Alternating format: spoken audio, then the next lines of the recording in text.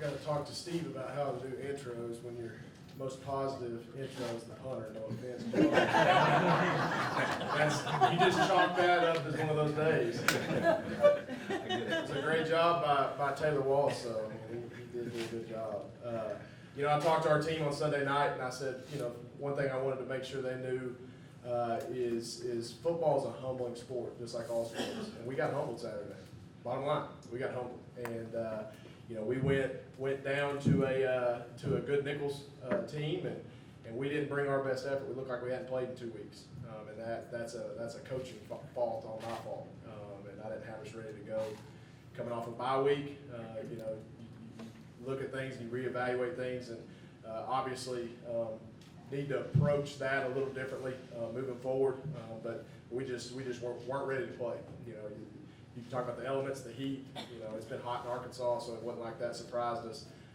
It was a long trip. We knew it was a long trip. We knew that was going to be there. So we knew we were on the road at Nichols. So you can use all the excuses you want, but there is none. At the end of the day, they played better than we did and put a better product on the field Saturday. I thought a couple of big momentum shifts that happened throughout the game happened in the first half. I think 30 yards of penalties by our defense in that first drive hurt us. First play of the game, do a great job, almost have an interception, pick six on the first play of the game, and we roughed the passer. Third play of that drive, we get a hands to the face, total effort penalty. Didn't have an issue with it, but that's another 15 yards tacked on the play. And then we get a good minus yard play with them snapping through 4K's hand, and then they take it. We don't do a good job closing the middle of the field on defense. So, that first drive was an indication on how the day was going to go, and we just didn't bounce back and do a good job of sustaining the day. Now, I'll tell you, on my end, I've got to do a great job of figuring out what it is with the first quarter. I've got to change some things in the way we do things in practice. I've got to change the way we approach the start of the game, whether it's our warm-ups, whether it's whatever it may be. What is our pregame meal? I don't know, and that's things that are being evaluated as we speak. But I can promise you this, that Saturday you're going to see a good game plan. You're going to see a good product on that field, and we're going to welcome the stripes with full force. And that's all we can do. I talked to our guys. As bad as I didn't want it to happen. Look, Sunday morning I was praying that sun wouldn't come up. I mean, seriously, come on, don't come up, but it did. And I told my players, I said the sun came up, and it's always going to come up. You got to move on. We can sit here and hang in our feelings for a night, but if we hang in our feelings much longer, McNeese doesn't care. They don't care what you feel like. They don't care that you were banged up at this position or that you had a long road trip the week before. They just don't care. So you've got to move on as a program. You've got to move on as a team. You've got to move on as an individual and get yourself better day in and day out. And that's our approach as we move forward. Look, we're 3-2 right now. We've had a tough stretch, 4 of our 5 on the road. Right now the way I see it, we're 2-1 against FCS opponents. One of those being a top 10 team now. I think they were 11th in one poll, 10th in the other today. We dropped all the way down to 15, so we're still in a good spot. I'm walking around like my dog just got kicked, but man, we're sitting here pretty good. A lot of people would want to be in our position. So we've got to continue to have the confidence, understand that we have the potential to continue to be a good football team. Saturday was one of those days. We've got former teachers in here. I put it like this, how you sit there and you at the end of the semester you look back and you go, man, what happened on that? I have 5 tests in a semester, and what happened on that second test? Good gosh.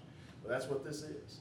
You got a chance to avenge what's happened to this point, and we've got 7 conference games to sit where we want it to sit. We play one of the undefeated teams left. We can get back to right where we want to be if we just handle it in the right way and stay positive and continue to get better. Saturday was tough, and it is what it is, but we're moving forward.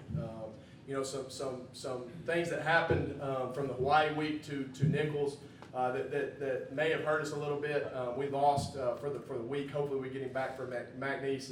We lost DeAndre Rux, who was our lead tackler at Hawaii. He had a rolled ankle, didn't make the trip.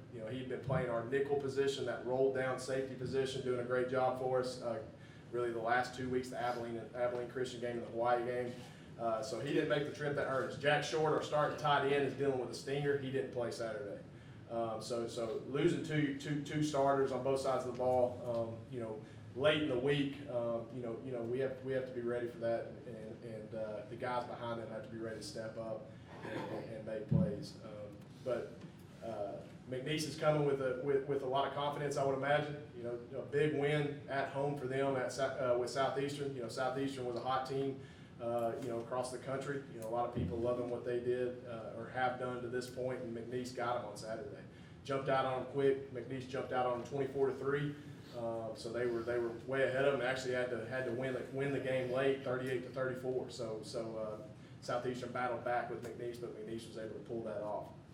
The way I see it, they're 3-3, but they're a really good 3-3. They lost to Oklahoma State. We've been to Oklahoma State. Here's a program that's a tough place to play. We all understand that. They lost to Abilene Christian on the last second field goal.